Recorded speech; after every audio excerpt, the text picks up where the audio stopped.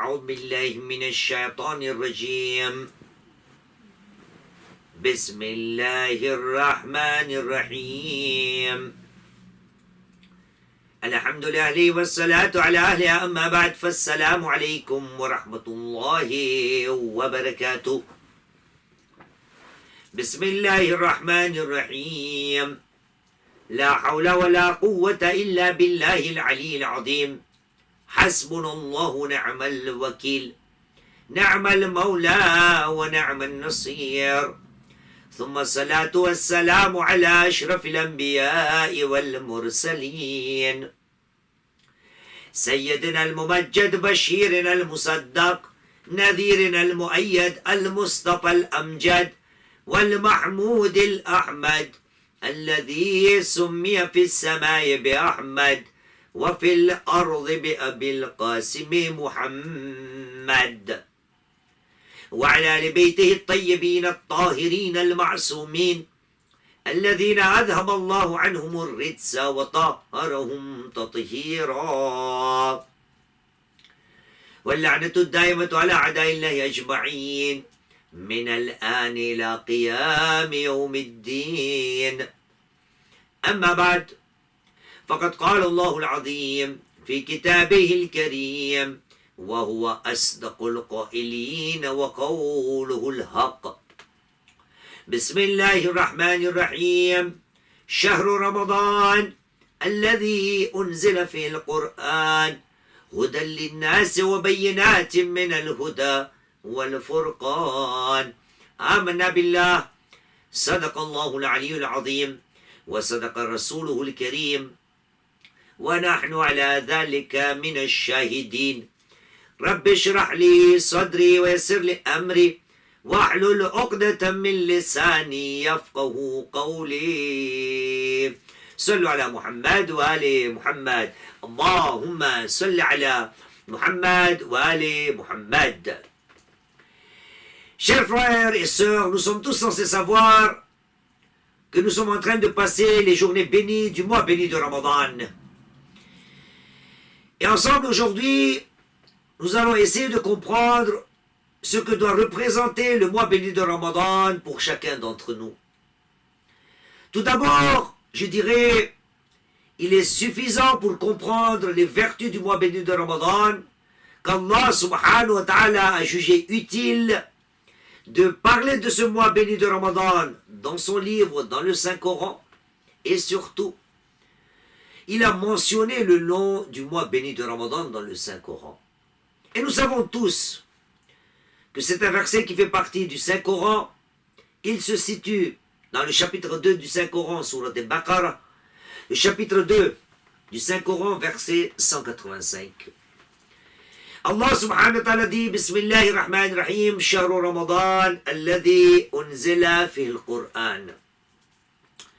Le mois de Ramadan durant lequel a été descendu le Saint-Coran. Hudal linnas pour guider les gens, pour la guidance des gens. Wa bayyinatin min al-huda wal furqan. Le Coran est venu aussi pour le discernement, mais avant cela, pour montrer les voies toutes claires d'Allah subhanahu wa ta'ala pour la bonne parole et la bonne guidance. Chers frères et sœurs, la question qui se pose, quelle doit être notre responsabilité parmi tant d'autres durant le mois béni de Ramadan? De quelle manière Allah subhanahu wa ta'ala nous a présenté le mois béni de Ramadan? Nous venons de parler en disant qu'il suffit de voir le Saint-Coran et juger par ce biais ô combien le mois béni de Ramadan est un mois saint auprès d'Allah subhanahu wa ta'ala, qu'il a jugé utile de mentionner son nom dans le Saint-Coran, chapitre 2, verset 185. Mais ensemble, analysons ce mois béni de Ramadan. Analysons ce verset du Saint-Coran.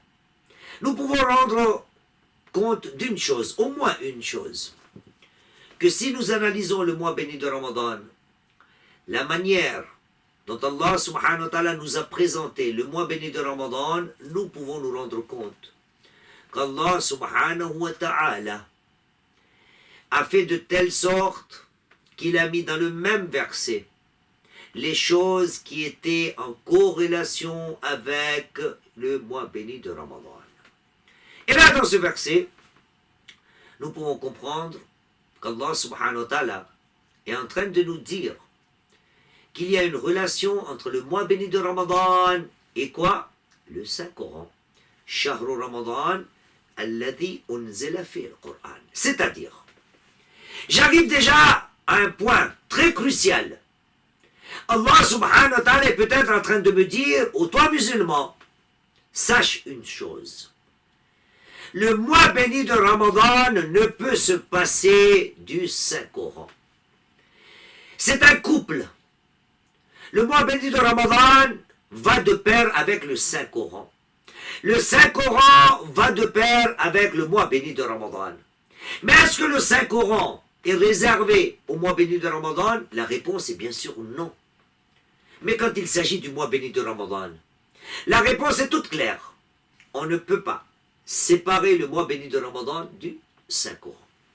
Maintenant, quand nous avons admis cette petite équation, serais-je digne, moi, en tant que musulman, de passer les journées du mois béni de Ramadan sans qu'il y ait présence du Saint-Coran dans ma vie?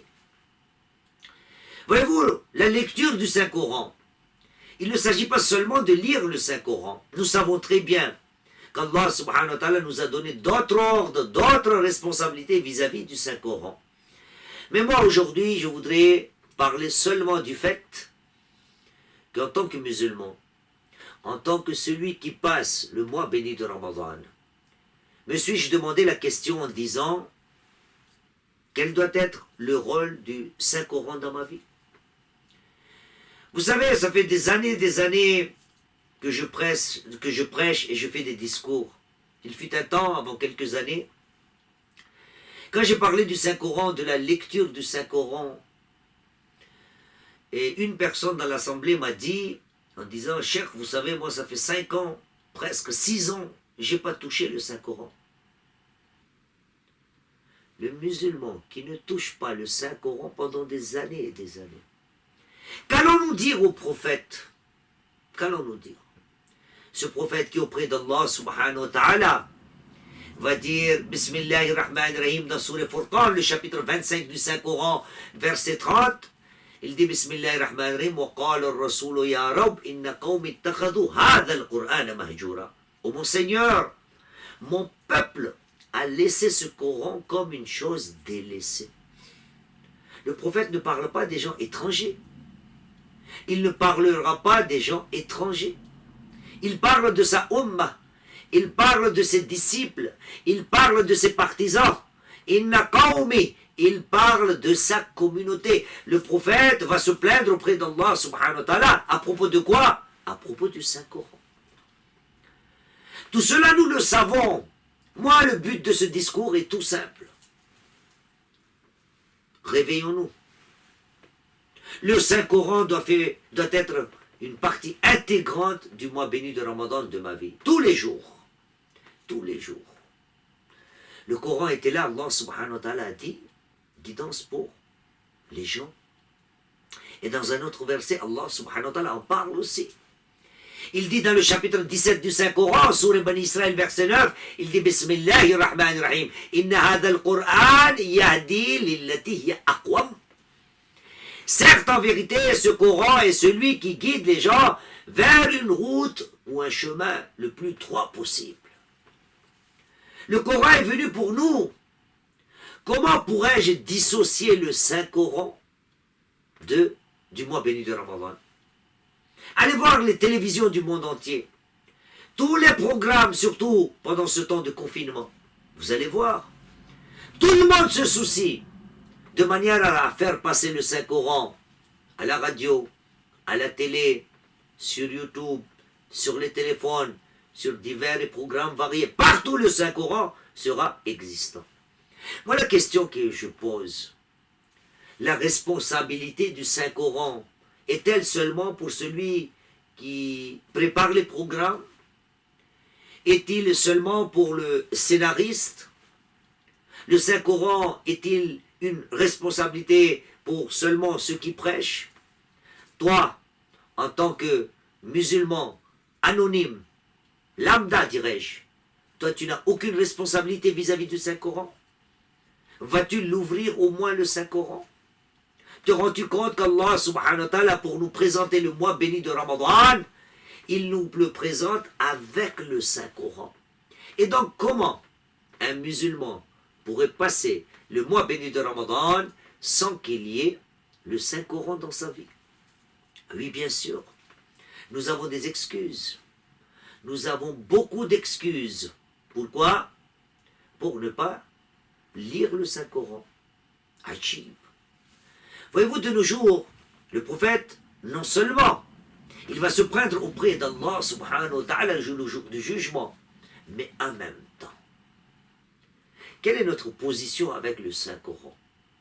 Oui, notre prophète, Muhammad sallallahu alayhi wa sallam, dans une de ses narrations, il nous dit « Ij'alou li buyutikum nasiban min al-Qur'an » Et voyez-vous, quand je vois cette phrase « Ij'alou », il me semble, c'est comme si le prophète devant nous joignait ses deux mains et nous disait de grâce, s'il vous plaît, ô vous les musulmans, s'il vous plaît, ij'alou li buyutikum nasiban min al-Qur'an.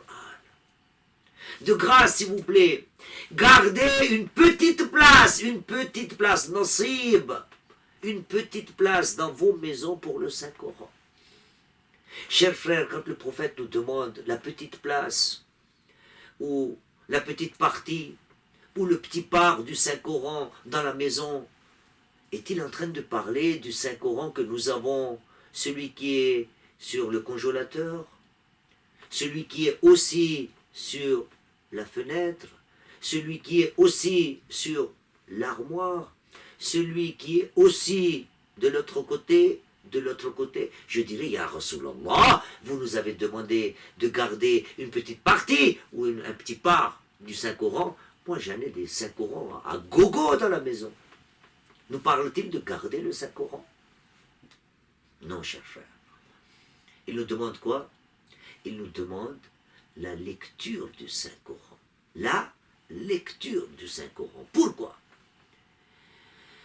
Parce qu'il nous dit, Bismillahirrahmanirrahim, Allah subhanahu wa ta'ala dans le Saint-Coran, quand il nous parle, Shahru Ramadan, alladhi unzila fihi al-Qur'an, le mois béni de Ramadan, durant lequel le Saint-Coran a été descendu, Allah subhanahu wa ta'ala nous démontre la relation entre le mois béni de Ramadan et le Saint-Coran.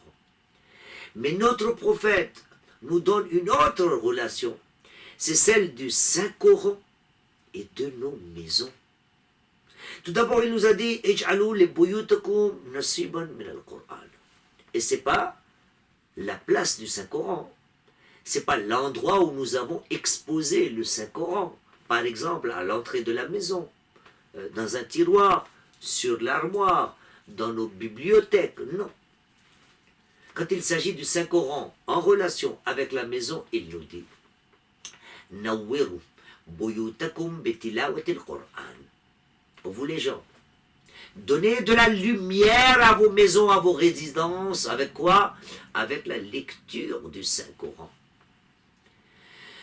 Wala tattakhidhuha quburan. Et attention, ne faites pas en sorte que vos maisons, que vos résidences deviennent des cimetières. Kama fa'alat al-yahud wal-nasara. De la même manière que les gens de la Torah, les gens de la Bible ont fait de leurs maisons, de leurs résidences, des cimetières. Comment, ya Rasulallah? Sallu fil kana'is wal bi'a. Voilà de quelle manière ils ont rendu leurs maisons comme des cimetières, quburan, parce qu'ils ont acquis, ils ont accompli toutes les actions d'adoration d'Allah subhanahu wa ta'ala dans leur lieu de culte. Sallu fil kana'is wal bi'a wa uttlu buyutahum. Mais ils ont laissé leur maison. Ils ont oublié leur maison. Et donc, chers frères, le mois béni de Ramadan ne peut se passer sans le Saint-Coran. De quelle manière suis-je lié au Saint-Coran? Bien sûr, nous ne pourrons jamais être comme nos imams. Mais nous avons un exemple. Nous pouvons prendre l'exemple de notre quatrième imam, l'imam Zayn al-Abidin alayhi salam. Voilà ce qu'il nous montre et démontre de la relation ou de sa relation avec le Saint-Coran. Il dit لو مات من بين المشرق والمغرب.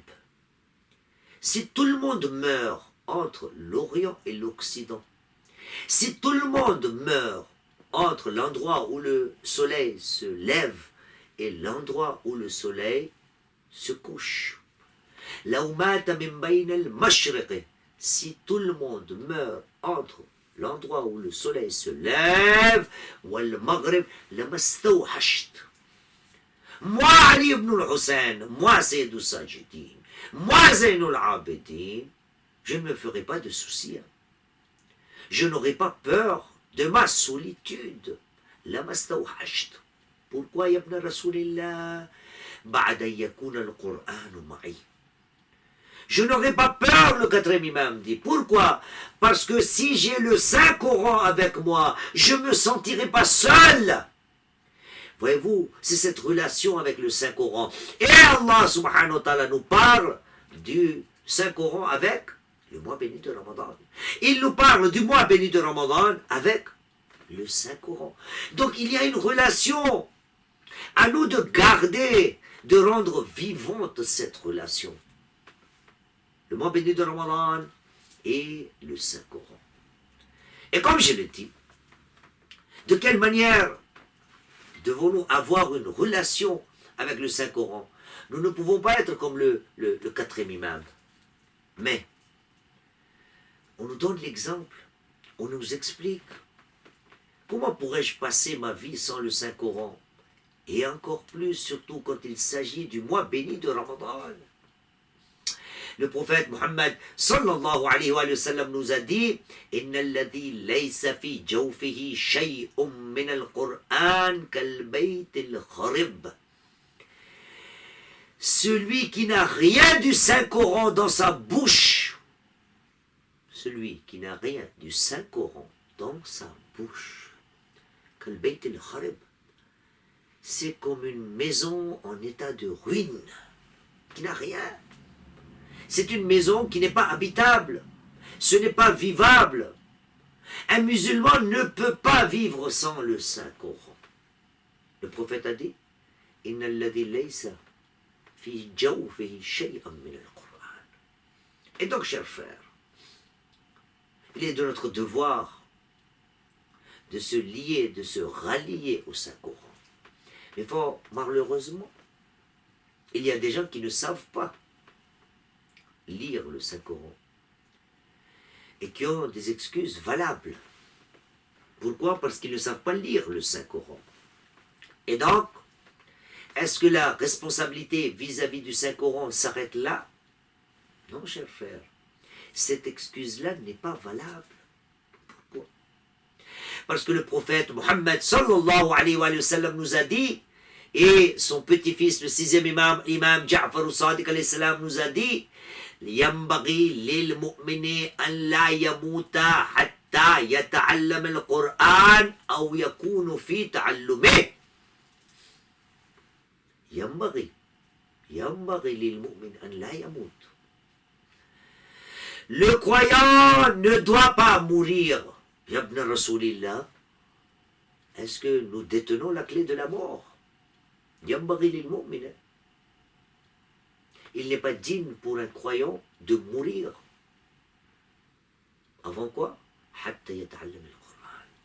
En d'autres termes, le sixième imam nous dit, ne meurs pas tant que tu n'aies pas appris le Saint-Coran.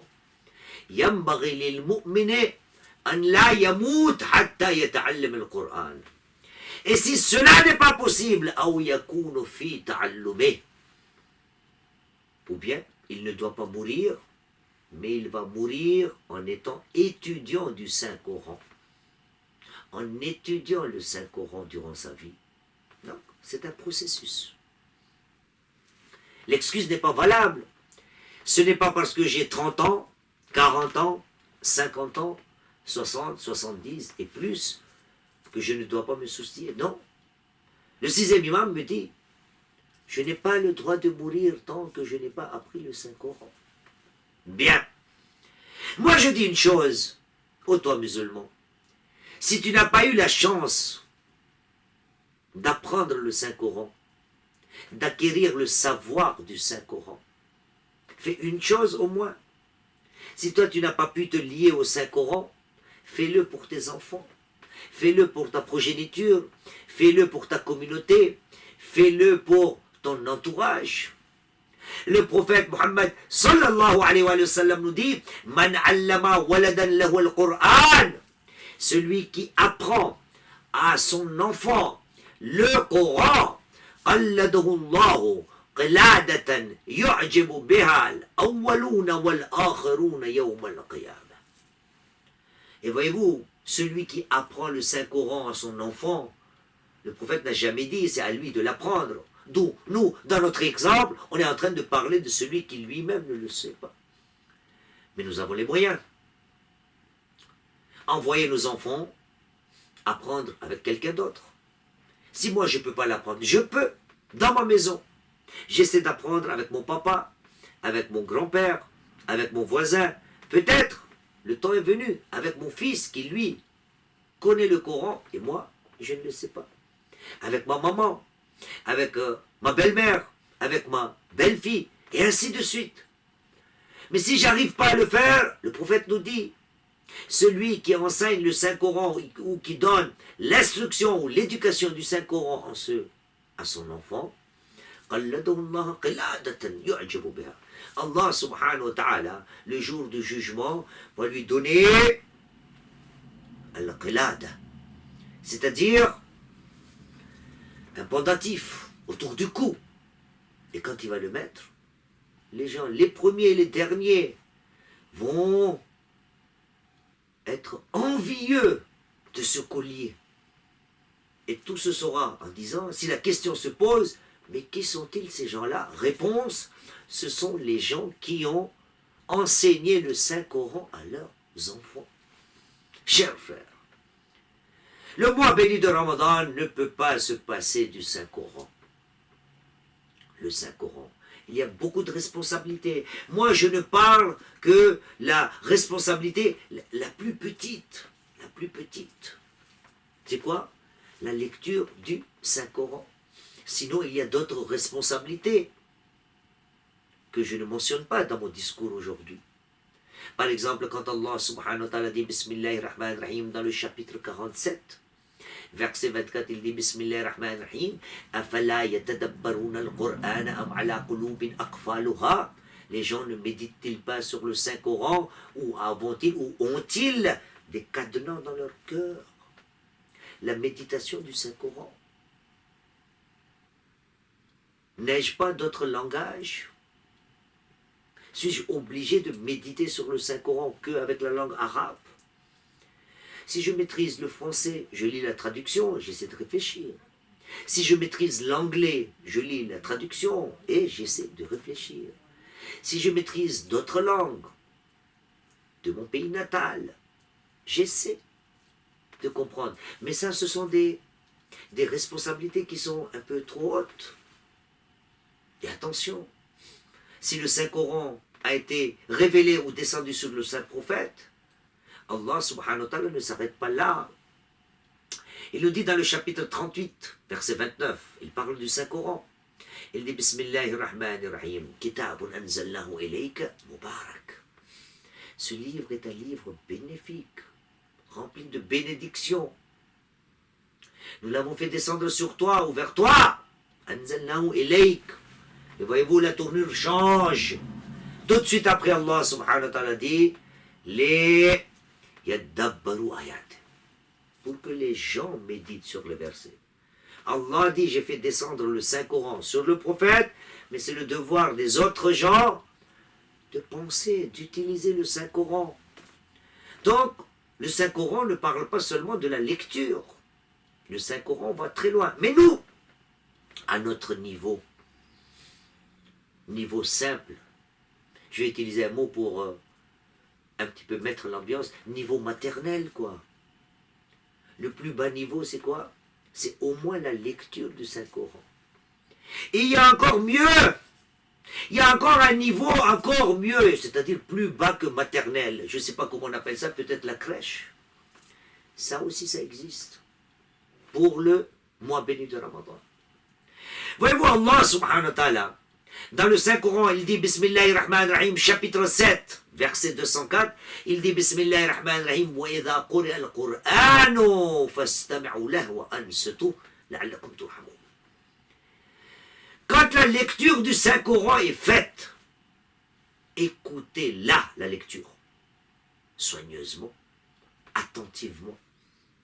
Et donc, nous pouvons nous rendre compte qu'ici aussi, Allah subhanahu wa ta'ala est en train de me donner une solution de facilité aussi.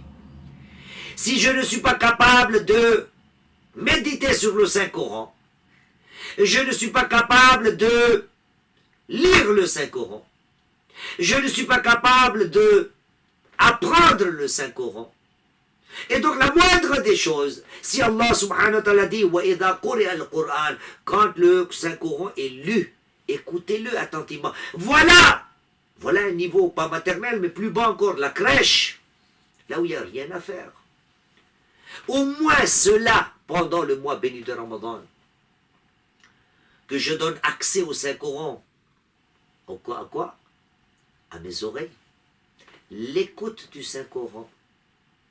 Voilà, la moindre des choses, c'est la moindre des choses durant le mois béni de Ramadan. Si je n'arrive pas à lire, si je n'arrive pas à apprendre, si je n'arrive pas à méditer, la moindre des choses que je dois faire durant le mois béni de Ramadan est quoi? Juste l'écoute du Saint-Coran. Écoutons ensemble le Saint-Coran. Et Inch'Allah ta'ala, nous aurons mis une relation entre le mois béni de Ramadan et le Saint-Coran. Voilà pourquoi demandons à Allah subhanahu wa ta'ala, par sa grâce, par la grâce du mois béni de Ramadan. Oh mon Dieu, fais en sorte que je sois parmi les partisans du Saint-Coran, que le Saint-Coran devienne une partie de ma vie, et que je comprenne le Saint-Coran, et que j'admette le Saint-Coran, et que je le pratique dans ma vie quotidienne, le Saint-Coran. Rabbana taqabbal minna, innaka anta as-sami'ul alim.